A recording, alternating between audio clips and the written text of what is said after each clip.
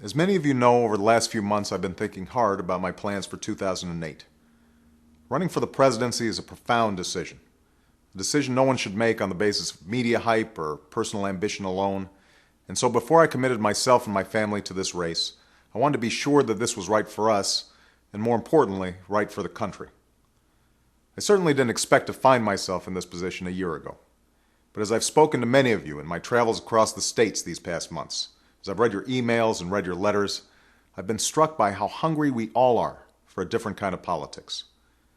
So I've spent some time thinking about how I could best advance the cause of change and progress that we so desperately need.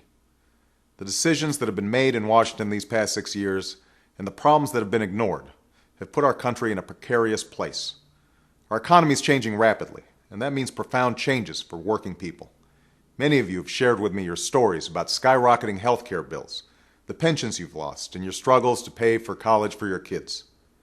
Our continued dependence on oil has put our security and our very planet at risk. And we're still mired in a tragic and costly war that should never have been waged.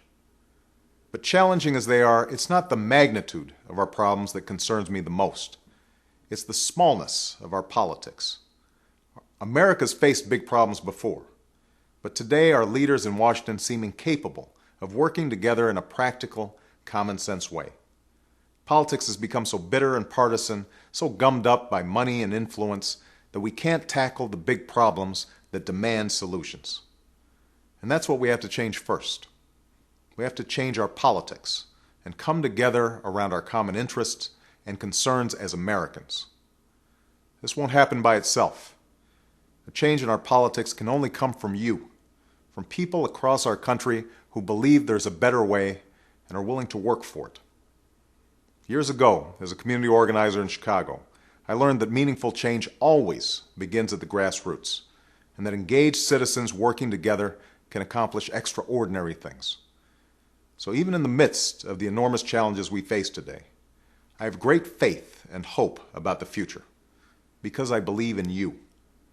And that's why I want to tell you first that I'll be filing papers today to create a presidential exploratory committee. For the next several weeks, I'm going to talk with people from around the country, listening and learning more about the challenges we face as a nation, the opportunities that lie before us, and the role that a presidential campaign might play in bringing our country together.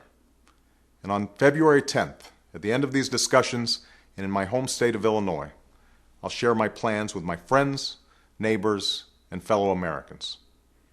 In the meantime, I want to thank all of you for your time, your suggestions, your encouragement, and your prayers.